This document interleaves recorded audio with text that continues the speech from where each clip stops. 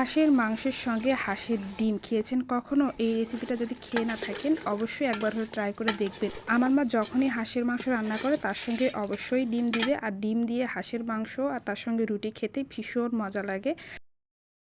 হাঁস জবাই করা হবে, এই যে হাঁসটা দেখতে পাচ্ছেন। আমাদের বাসায় হাঁস জবাই করলে তার সঙ্গে একটা মুরগিও জবাই করা হয়। আর হাঁস জবাই করার পর যে কাজটা করতে হবে, হাঁসের পাখাগুলো উঠাতে হবে। তার জন্য গরম পানিতে এপাশ ওপাশ একটু ভালো করে চুবিয়ে নিয়ে ক্লিন করতে হবে।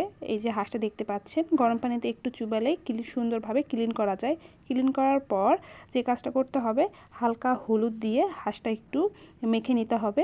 পোড়ালে একটা সুন্দর কালার চলে আসবে। মাটির চুলায় রান্না করা হবে, আর এই জন্য হাঁসটা মাটির চুলায় ভালোভাবে পোড়ানো হচ্ছে। এপাশ ওপাশ সুন্দরভাবে পোড়ানো হচ্ছে। হাঁসে কিন্তু প্রচুর তেল ছিল।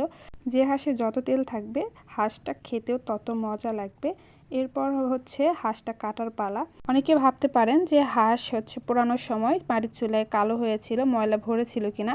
অবশ্যই ময়লা ভরবে। তারপর করতে হবে কি, একটু ক্লিন করে নিতে হবে পানি দিয়ে। সামান্য হুইল দিয়ে হাঁসটা সুন্দরভাবে ক্লিন করে নেবেন। ক্লিন করার পর যে ময়লাটা ছিল সেটা উঠিয়ে যাবে। এরপর সুন্দর করে পিস পিস করে কেটে নিতে হবে। আসলে ভিডিও বড় হওয়ার কারণে সব কিছু দেখানো সম্ভব হচ্ছে না, তারপর চেষ্টা করলাম। হাঁস কাটার আগে অবশ্যই ভালোভাবে ক্লিন করতে হবে, আর ছোট ছোট যে লোম রয়েছে সেগুলো ভালোভাবে বেছে নিতে হবে। আমাদের আঞ্চলিক ভাষায় এটাকে খুঁটি বলা হয়। আর এই হচ্ছে হাঁস কেটে নিয়েছি। দেখতেই পাচ্ছেন হাঁসের মাংসগুলো কত সুন্দর, আর অনেক তেল ছিল।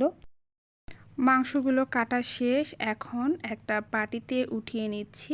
আর এগুলো ভালোভাবে ধুয়ে নিতে হবে। মাংসগুলো একটা পাতিলে ধুয়ে নেওয়া হয়েছে। এখন এখানে দিতে হবে পরিমাণ মতো পেঁয়াজ কুচি। ঝোল যদি ঘন খেতে পছন্দ করেন পেঁয়াজের পরিমাণটা একটু বাড়াই দিবেন।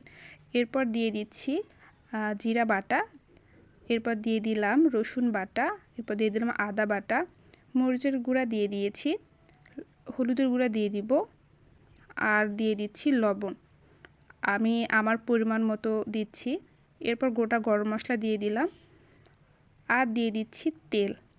তেল দিয়ে ভালোভাবে মাখিয়ে দিতে হবে। হাঁসের মাংস একটু ঝাল ঝাল খেতেই ভালো লাগে, এই জন্য ঝালের পরিমাণটা একটু বাড়াই দিবেন। দেখবেন যে ঝালটা একটু বেশিই লাগে। যত ঝাল হবে খেতে বেশ ভালো লাগবে। এরপর ভালোভাবে চটকিয়ে চটকিয়ে মাংসটা মাখিয়ে নিতে হবে। যত ভালোভাবে মাখিয়ে নেবেন মাংসটা খেতে তত ভালো লাগবে। দেখতেই পাচ্ছেন মাখানোর পর মাংসের কালারটা ঠিক কত সুন্দর এসেছে। এখানে পরিমাণ মতো পানি দিয়ে দিয়েছি। যে মুরগিটা ছিল সেটাও আমি ভালোভাবে মাখিয়ে নিয়েছি। মুরগিটা কেন জবাই করলাম বলি, আমার বাবা হাঁসের মাংস খায় না, এই জন্য বরাবরই তার জন্য মুরগি করা লাগে। আর মাংসগুলো চুলায় বসিয়ে দিয়েছি, আর আজকের মাংস রান্না হবে চুলায়। আর সেদ্ধ হওয়া পর্যন্ত জাল করে নিতে হবে। আর হাঁসে কিন্তু প্রচুর তেল ছিল, আর উপর থেকে তেলগুলো উঠিয়ে এসেছে। দেখতেই পাচ্ছেন কত তেল ছিল। আর এই তেলগুলোর জন্যই মনে হচ্ছে যে অনেক উপরে ঝোল উঠে আসছে। আসলে ঝোল না, এগুলো তেল। এভাবে ভালোভাবে নাড়তে হবে। পেঁয়াজগুলো যখন গলে যাবে নিচে লাগবে, আর লেগে যাওয়ার কারণে মাংসটা ঘন ঘন নাড়তে হবে। আর এইদিকে কষানো হচ্ছে। এভাবে কষিয়ে কষিয়ে রান্না করে নিতে হবে। ঝোলটা আপনারা যেমন খাবেন তেমনই রাখবেন।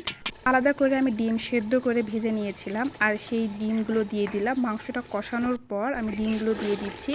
আর এই ডিমগুলো দেওয়ার পর একটু নেড়ে চেড়ে কষিয়ে রান্না করে দিব। আর আমি খুব বেশি ঝোল রাখবো না, এই জন্য একটু মাখো মাখো রাখতেছি। আর এভাবে যদি ডিম দিয়ে খাওয়া যায় দেখবেন যে আলাদা একটা ফ্লেভার চলে আসবে মাংসের মধ্যে। এখন চুলা থেকে নামিয়ে নিব। চালের রুটি করা হয়েছিল হাঁসের মাংস সঙ্গে খাওয়ার জন্য। আমি একটা বাটিতে মাংস, হাঁসের ডিম নিয়েছি, আর চালের রুটির সঙ্গে হাঁসের মাংস ঝোল চুবিয়ে খাওয়ার জন্য। আর এইটা যে কত মজা, যারা খেয়েছেন তারাই বুঝতে পারবেন। আজকে এ পর্যন্তই। ধন্যবাদ সবাই।